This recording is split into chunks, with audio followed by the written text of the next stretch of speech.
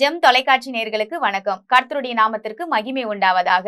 தந்திரம் உள்ள வார்த்தை எபேசியர் 6:11. நீங்கள் பிசாசின் தந்திரங்களோடு எதிர்த்து நிற்க திராணி உள்ளவர்களாகும்படி தேவனுடைய சர்வாயுத வர்க்கத்தையும் தரித்து கொள்ளுங்கள். சர்வாயுதத்தை தரித்து கொள்ளுங்கள் அப்படின்னு வருது இந்த இடத்துல பாருங்க. அதுக்கு அடுத்த வசனம், ஏன்னா மாம்சத்தோடும் ரத்தத்தோடும் போராட்டம் இல்லை, நமக்கு துரைத்தனங்களோடும் ஆவிகளோடும் சேனாதிபதிகளோடும் ஒரு போராட்டம் இருக்கு. தந்திரமுள்ள வார்த்தை, இன்னையோட தலைப்பு பாருங்க, தந்திரமுள்ள வார்த்தை. ஆதியாகமம் புத்தகத்துல நம்ம பாக்குறோம், பாம்பு இருக்கிற மிருகத்திலேயே பாத்தீங்கன்னா தந்திரம் உள்ளதா இருக்குன்னு சொல்லி பாக்குறோம். தந்திரம் உள்ளதை தான் பிசாசு பாருங்க தூண்டி ஏவப்படுறான். தூண்டி மனுஷங்க மூலமா இன்னைக்கும் பேசிக்கிட்டு தான் இருக்கான் பிசாசு, இல்லையா? இன்னைக்கு நம்ம பார்க்கும்போது நிறைய மனுஷங்க தந்திரமா பேசுறாங்க. பிசாசுடைய ஆயுதம் என்னன்னு பாத்தீங்கன்னா பொய் பேசுறது, வஞ்சிக்கிறது, தந்திரமா வர்றது, இப்படிப்பட்ட காரியங்கள் தான் அவன் பயன்படுத்துறான். இயேசு கிறிஸ்து கல்வாரி சிலுவையில 2000 வருஷத்துக்கு முன்பதாகவே அவர் அடிக்கப்பட்டு, அவர் நொறுக்கப்பட்டு, வாதிக்கப்பட்டு நமக்கு எல்லா ஆசீர்வாதத்தையும் பெற்றுக்கொண்டார். எல்லா ஆசீர்வாதம், ஒரு ஆசீர்வாதம் கிடையாதுங்க. எல்லாவற்றையும் தேவன் நமக்காக அவர் வாங்கி நமக்காக கொடுத்துட்டு போயிட்டார். ஆனா இன்னைக்கு நம்ம எதுவுமே நம்ம வாழ முடியாத அளவுக்கு ஏன் இருக்கோம் அப்படின்னு நம்ம நினைச்சு பார்க்கும்போது தான் தெரியுது. நம்ம கண்ணை பாருங்க, பிசாசு குருடாக்கி வச்சிருக்கிறேன்னு சொல்லி வேதத்துல பாக்குறோம். மனக்கண்களை குருடாக்கி வச்சிருக்கானா. தேவனுடைய ஆசீர்வாதம் என்ன நமக்கு தெரியாதபடிக்கு பாருங்க, சில இடங்கள்ல பாக்குறோம், தீர்க்க தரிசனம் இல்லாத சபை கெட்டு போகும் அப்படின்னு. அப்ப கடவுளுடைய ஆசீர்வாதம், கடவுள் நமக்கு என்ன வச்சிருக்கிறாருன்னு தெரியாம போயிடுச்சுன்னா நம்ம வாழ்ற வாழ்க்கையில ஒரு சுவாரஸ்யமே இருக்காது. எதுக்காக வாழ்றோன்னே நமக்கு தெரியாம என்ன பண்றோம்னா வாழ்க்கையில தோல்வி மட்டும்தான் நம்ம கண்ணுக்கு முன்னாடி வந்து நிற்கும். ஆனா நீங்க வேதத்தை வாசிச்சு நீங்க ஒவ்வொரு நாளும் தியானிக்கும் பொழுது பாருங்க, அந்த இடத்துல பிசாசு தந்திரம் உள்ளவனா இருக்கான். ஆனா தேவன் எந்த இடத்துலயும் தந்திரம் உள்ளவர் என்று வரவே இல்லைங்க. கடவுள் தந்திரம் உள்ளவரா இருந்திருந்தா உங்களுக்காகவும் எனக்காகவும் ஏன் அவர் சிலுவைக்கு வந்திருக்கணும்? அப்போ தந்திரம் உள்ள பிசாசை எப்படி ஜெயிக்கணும்ன்றதான் இந்த எபேசியர் 6:11 வசனத்துல பாக்குறோம். அது மட்டும் இல்ல பாருங்க, யோபு புத்தகத்துல வாசிக்கும் பொழுது அந்த இடத்துல 15 அதிகாரத்துல 15ஆம் அதிகாரம் 5வது வசனத்துல பார்த்தேன். அந்த இடத்துல பாருங்க, தந்திரமுள்ள நாவை நீர் தெரிந்து கொண்டீர். பிசாசு யாரெல்லாம் தந்திரமா இருக்காங்க, அந்த டேலண்ட் உள்ள ஒரு மனுஷனை தெரிஞ்சுக்கிட்டு அந்த மனுஷங்க மூலயமா ஏவப்படுறான். எப்படி ஏவப்பட்டு யாரை ஏமாத்தலான்னு இன்னைக்கு சுத்திக்கிட்டு இருக்கான். அதனாலதான் பாருங்க, எவனை வஞ்சிக்கலாமோ என்று வகை தேடி கொண்டு இருக்கிறான்னு வசனம் சொல்லுது. அப்போ எவனை வஞ்சிக்கலாம், எவனை கெடுக்கலாம், எவனை ஏமாத்தலான்னு சொல்லி இன்னைக்கும் பிசாசு என்ன பண்ணுதுன்னா மனுஷங்க மூலயமா ஏவப்பட்டுட்டு இருக்கான். ஆனா அந்த மனுஷனுங்களை பாருங்க, கடவுளுக்கு கீழ்ப்படியாத மனிதர்கள் அந்த பிசாசுக்கு கீழ்ப்படினா அந்த வார்த்தைக்கு செவி கொடுக்கறதுனால அவன் சொல்றபடியெல்லாம் ஆட்டி படைச்சுக்கிட்டு இருக்கிறான், அவன் சொல்றபடியெல்லாம் நடந்துகிட்டு இருக்காங்க. ஆனா அப்படிப்பட்ட மனிதர்களை வெறுத்துறாதீங்க. நீங்க செய்ய வேண்டியது, அந்த தந்திரமான வார்த்தையை நீங்க ஃபர்ஸ்ட் புரிஞ்சுக்கோங்க. ஆஃபர் அப்படின்னு கொடுப்பாங்க. அந்த ஆஃபர் அப்படின்னாக்க எப்படிங்க எக்ஸ்ட்ரீமா ஒரு ஆஃபரை கொடுக்க முடியும்?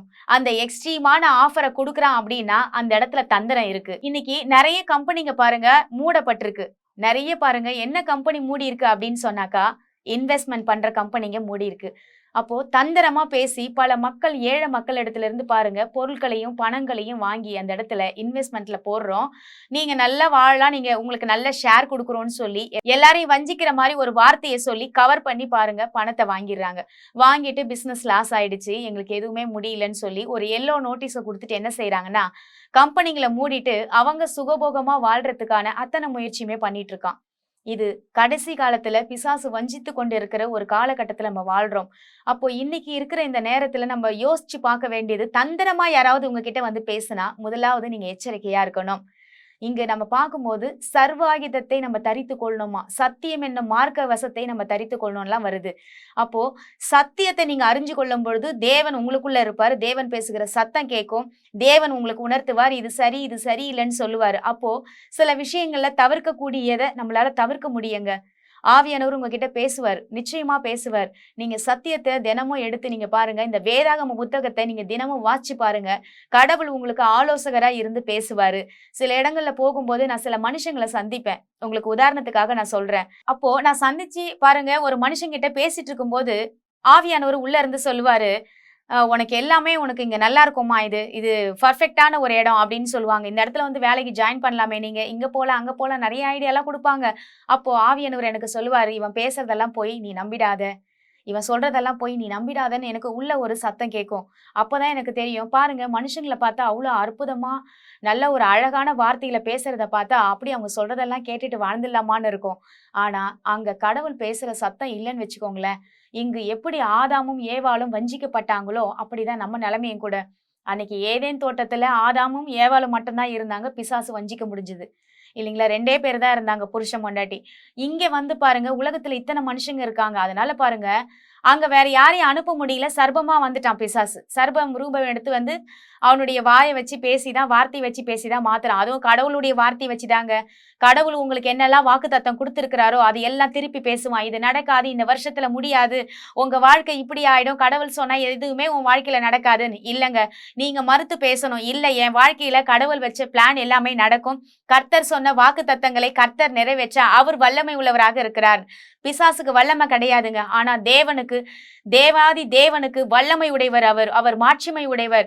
அவர் பாருங்க சத்துவம் உள்ளவர். அவர் இந்த உலகத்தையும் அண்ட சராசரங்களையும் படைத்த தேவனுக்கு அதை காட்டிலும் வல்லமை இருக்கிறதுங்க. நம்ம அவரை நம்புவோம். அவருக்காக நம்ம வாழ, அவருக்காக இந்த தந்திரங்கள்ல இருந்து நம்ம தப்பிக்கிறதுக்கு அவருடைய உதவியை நாடணும். வாங்க அதுக்காக நம்ம ஜெபிக்கலாம். எங்கள் அன்பும் இரக்கமும் நிறைந்த நல்ல தகப்பனே, நாங்கள் உம்மண்டில் வருகிற சுவாமி. தந்திரமுள்ள வார்த்தை என்ற தலைப்புல நாங்கள் பார்த்தோம். தந்திரமான பேசுகிற வார்த்தைகளை நாங்கள் நம்பாதபடிக்கு ஆண்டவரே உம்முடைய வார்த்தை எங்கள் இருதயத்துல துணிக்கட்டும். மெல்லிய குரல்ல ஆண்டவரே நீங்க ஆவியானவர் பேசுவீங்க. மோசேக்கு முச்செடியில பேசுனீங்க ஆண்டவரே. ஆண்டவரே இதோ நாங்கள் பார்க்கும் பொழுது இந்த இடத்துல ஆபிரகாமுக்கு நீங்க பேசும்பொழுது வானத்துல இருந்து ஆண்டவரே நீ சத்தத்தை கொடுத்தீர். பல விதங்கள்ல பல ஆங்கிள் மூலமாக எங்களோடு கூட நீங்க பேச முடியும். ஆனா கர்த்தருடைய வார்த்தை என்னைக்குமே தவறான வார்த்தை கிடையாது. அந்த வார்த்தை எங்களை உயிர்ப்பிக்கிறதும் எங்களுக்கு ஆண்டவரே ஜீவனை கொடுக்கிறதுமா இருக்கிறது என்று வேதத்துல பார்க்கிறோம். அப்படிப்பட்ட வார்த்தைகளை எங்கள் இருதயத்துல துணிக்கட்டும். எங்களுக்கு ஆண்டவரே ஆலோசனை சொல்லி எங்களுக்கு தவறான வழியில நாங்க போகாத வண்ணமாக எங்களை பாதுகாத்து வழிநடத்தும்படியாக உங்களுடைய கரத்துல ஒப்பு கொடுத்து நாங்கள் வேண்டிக் கொள்ளுகிறோம். இயேசு கிறிஸ்துவின் மூலம் ஜெபிக்கிறோம் நல்ல தகப்பனே, ஆமேன். கர்த்தர் நம்ம அனைவரையும் ஆசீர்வதிப்பாராக. God bless you.